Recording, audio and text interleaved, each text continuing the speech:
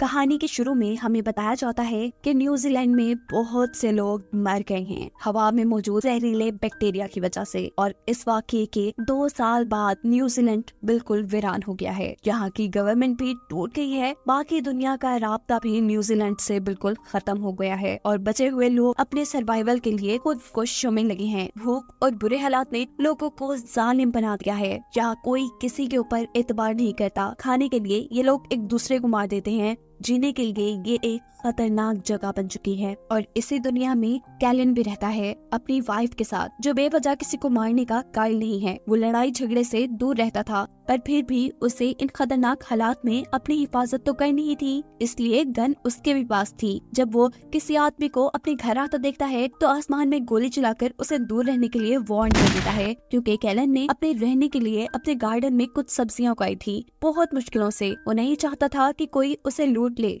अगले दिन 2 लोग भी लूट के मकसद से जब उसके घर के करीब आते हैं तो कैलन उनको भी गन दिखाकर वहाँ से भगा देता है, पर मारता नहीं है। ये एक रूटीन बन चुकी थी, कोई न कोई उनका घर या खाना लूटने के लिए आता रहता था, लेकिन कैलन ने आज तक किसी को नहीं मारा था। एक दिन उसकी वाइफ जब गार्डन में काम कर रही होती है तो उसकी टांग के ऊपर एक लोहे से कट लग जाता है, जिसके बारे में वो कैलन को कुछ नहीं बताती। रात होने पर वो दर्द से चिल्लाने लगती है। उसका जख्म बहुत बढ़ चुका था। थोड़ी सी ही देर में वो जख्म एक इन्फेक्शन की शक्ल ले चुका था। कैलन की वाइफ दर्द से बेहोश हो जाती है। सुबह होने पर कैलन अपनी वाइफ के जख्म के बारे में स्टडी करता है और उसे पता चलता है कि सालों पहले जिन बैक्टीरिया की वजह से यहाँ के लोग मरे थे, वो बैक्टीरिया अभी भी हवा के अंदर थे और इन बैक्टीरिया से इन्फेक्टेड होने का चांस उन लोगों को ज्यादा था जिनको कहीं कट लग जाता। जब ये बात कैलन अपनी वाइफ को बताता है तो वो बहुत ज्यादा दुखी हो जाती है। उसके इलाज के लिए उन्हें अब एक खास दवाई चाहिए थी जो उनके पास नहीं थी। ये लेने के लिए कैलन अब यहाँ से बाहर जाने का डिसाइड करता है और अपनी वाइफ को एक गन देकर जाता है जिसमें 5 गोलियां थी। वो उसे कहता है कि ये तुम अपनी हिफाजत के लिए अपने पास रखना, बिला वजह इसे ना चलाना और अगर खतरा महसूस हो तो तुम इसे चलाकर किसी को भी मार सकती हो। अब जैसे हमें पहले पता है कि यहाँ पर तो लोग चलते फिरते इंसान को मार देते थे, इसीलिए कैलन के पास से कोई भी गुजरता तो वो उन्हें कह देता कि वो कोई लड़ाई नहीं चाहता। लेकिन फिर भी कुछ लोग तो बहुत ही पागल हो चुके थे और ये अब लोगों को मारने में मजा आने लगा था। ऐसे लोगों को देखकर कैलन को रास्ता भी बदलना पड़ता है। फाइनली वो एक छोटे से घर के सामने पहुंच जाता है। दरवाजा नॉक करने पर जब अंदर से कोई आवाज नहीं आती तो अंदर जाकर वो घर को चेक करता है। वहाँ बहुत सा सामान रखा था और काफी ज्यादा वेपन्स भी। अचानक पीछे से कोई आदमी आकर उसके ऊपर गन दान लेता है। ये बूढ़ा आदमी उसे मारने ही वाला था, पर कैलन उसे समझाता है कि रुके, मैं आपको नुकसान नहीं पहुंचाने आया। मेरी वाइफ बहुत ज्यादा बीमार है और मुझे एक दवा की जरूरत है, मैं सिर्फ उसी की तलाश में यहाँ आया हूँ। उनकी इन्हीं बातों के दौरान यहाँ पर हमला हो जाता है। समर शाम का ये बूढ़ा आदमी कैलन को अपनी मदद करने के लिए कहता है। बाहर जो लोग हमला कर रहे थे, पहले उन्होंने घर के अंदर आग फेंकी थी और अब वो लगातार इस घर पर गोलियां चला रहे थे। समर बहुत ही बहादुरी से इन सभी लोगों का अकेले मुकाबला करते हुए कैलन से कहता है कि जल्दी से तुम आग बुझाओ। हमला करने वाले लोग कुछ ही देर में वहाँ से चले जाते हैं और समर्स अब कैलन से कहता है कि मैंने यहाँ पर अपने काफी दुश्मन बना लिए हैं, तुम एक हफ्ता मेरे साथ रुको, इन लोगों का मुकाबला करने में मेरी मदद करो और तुम जो दवाई चाहते हो वो मैं तुम्हें दे दूंगा, वो मेरे पास है। कैलन, जो कि ये बात जानता था कि दवाई उसे कहीं और जाकर आसानी से नहीं मिलेगी, उसे ना चाहते हुए भी समर की बात माननी पड़ती है। समर बताता है कि मैंने इस घर के इर्द गिर्द काफी ट्रैप्स लगाए हैं। कुछ लोग हमला करने के लिए आते हैं और उन ट्रैप्स में फंस जाते हैं। मैं उन्हें मार देता हूँ, लेकिन अभी भी इस जगह को बहुत ध्यान देने की जरूरत है। कैलन, जो कि पहले एक इंजीनियर था, वो समर के घर की बहुत सी चीजें ठीक करता है, बहुत से इलेक्ट्रिक ट्रैप लगाता है वहाँ। दूसरी तरफ हम कैलन की वाइफ को देखते हैं जो आहिस्ता आहिस्ता काफी कमजोर हो रही थी। इसी टाइम उसे महसूस होता है कि कोई उसके घर में घुसने की कोशिश कर रहा है। वो बड़ी ही होशियारी दिखाते हुए छुपकर इस आदमी के ऊपर लकड़ी से हमला करती है और वो बेहोश हो जाता है। वो इस आदमी को अपनी गन से मारना चाहती थी, लेकिन उसके अंदर इतनी हिम्मत नहीं थी। वो एक ट्रॉली में डालकर इस आदमी को अपने घर से दूर फेंकाती है। जबकि दूसरी तरफ हम देखते हैं कि समर और कैलन अभी भी अपने घर का डिफेंस सिस्टम अच्छा करने के लिए काम कर रहे थे और रात में समर उन्हें बताता है कि कोई उनके ऊपर हमला करने अब आएगा। कैलन को ये सुनकर गुस्सा आता है कि समर पहले उसे ये बात नहीं बता सकता था, उसने इस हमले के लिए ज्यादा तैयारी भी नहीं की थी। बातों ही बातों में उनकी बहुत लड़ाई हो जाती है। कैलन उसे मारने पर तुलाता है, लेकिन समर जानता था कि कैलन कभी ऐसा नहीं करेगा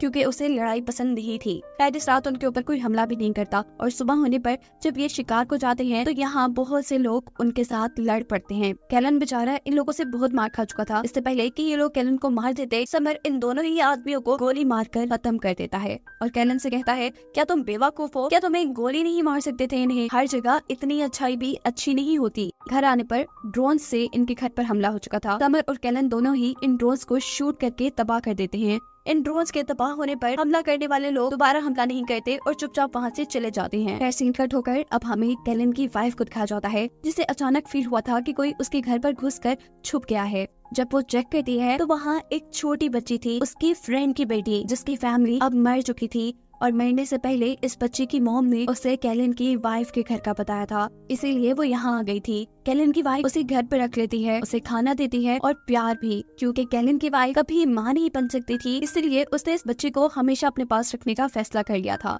सीन कट होकर हमें एक डॉन लेडी को दिखाया जाता है। इसने बहुत से बुरे लोगों को अपने साथ मिलाया हुआ था। ये ग्रुप मासूम लोगों को लूटता और उनकी चीजों पे अय्याशी करता था। यहाँ कैलन जो अभी तक समर के घर पे है, उसे समर की बेसमेंट से कुछ आवाजें आती हैं। वो बिना कुछ सोचे समझे गोली चलाने लगता है तो समर उसे आकर रोक देता है, क्योंकि वो जानता था कि उसकी बेसमेंट में एक बच्चा है जो लोगों से बहुत ज्यादा डरता था, इसीलिए वो काफी दिनों से बेसमेंट में ही छुपा हुआ था। इसे समर एक गुंडे से बचा कर लेकर आया था और इसी वजह से वो गुंडे समर के दुश्मन बन गए थे। समर के एक दुश्मन थोड़ी ना थे, उसके तो कई दुश्मन थे।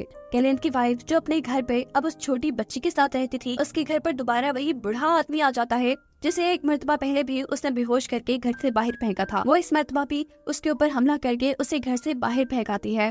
वो उसे मारना चाहती थी लेकिन ऐसा नहीं कर पाती। तब वो आदमी कहता है कि तुम मुझे मार ही दो, यही बेहतर है, नहीं तो मैं बार बार आता रहूंगा। इसी रात कोई समर्स के घर पर भी हमला कर देता है। हमला करने वाला वही आदमी था जिसके बारे में आज समर ने कैलन को बताया था, जिससे वो एक बच्चे को छुड़ा कर लाया था। हमला करने वाले दुश्मन ये जानते थे कि आसपास बहुत से ट्रैप्स लगे हैं, इसीलिए वो एक टैंक समर्स के घर के पास भेजते हैं, जो टैंक बुरी तरह उनके घर के ऊपर बमबारी कर रहा था। समर और कैलन अपने साथ साथ इस घर को भी बचाने में लगे हुए थे और तभी मौका पाते ही समर्स का दुश्मन बेसमेंट के अंदर घुस जाता है, जहाँ उसे वो बच्चा भी मिल गया था। वो इस बच्चे के मुंह पे पट्टी बांध देता है और इसके हाथ भी बांध देता है और फिर एक खुफिया रास्ते से घर के अंदर आता है, जहाँ पर समर और कैलन दोनों ही थे। वो समर को गोली मारकर जख्मी कर चुका था और इससे पहले कि वो कैलन को भी मारता, कैलन और वो आदमी एक दूसरे को ही देखकर शॉक हो जाते हैं। हमें पता चला है कि कैलन इस बुरे आदमी का बेटा है। ये बुरा आदमी कैलन को भी अपने ही जैसा गुंडा बनाना चाहता था, लेकिन जब कैलन ने अमन की जिंदगी चुनी तो इस आदमी ने अपने बेटे यानी कैलन को छोड़ दिया और जिस बच्चे के पीछे वो पड़ा था,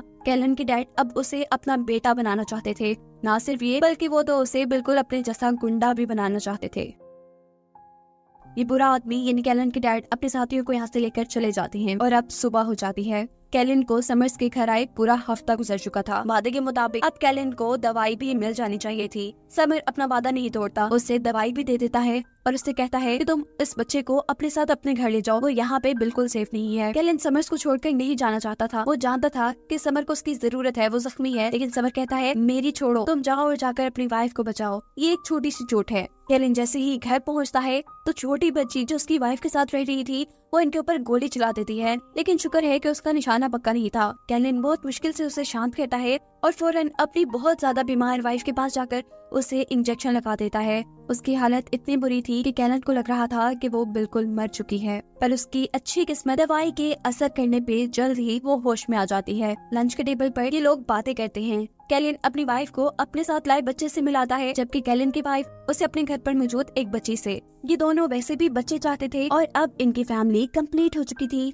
लेकिन कैलन अभी भी थोड़ा उदास था क्योंकि वो जानता था कि समर्स को उसकी जरूरत है। वो जख्मी है और जरूर उसके दुश्मन उस पे हमला करने आएंगे। वो उसकी मदद के लिए वहाँ जाता है और इस मर्तबा समर्स की अपनी बेटी अपने गुंडों के साथ उसके ऊपर हमला करने के लिए आती है। ये लड़की और कोई नहीं बल्कि मूवी में पहले दिखाई जाने वाली डॉन लेडी ही है।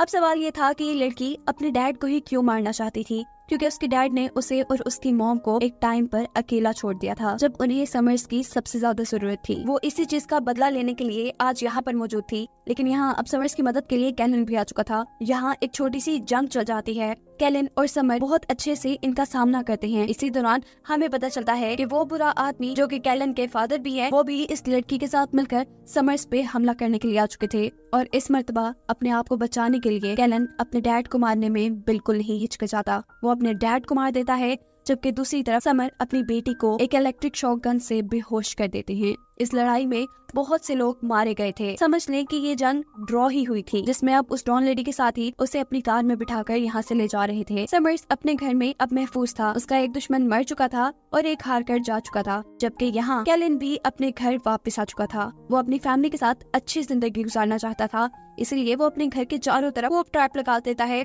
ताकि कोई उनके घर तक ना आ सके। जिसके बाद कैलन की फैमिली को खुश दिखाते हुए ये कहानी यहाँ खत्म हो जाती है।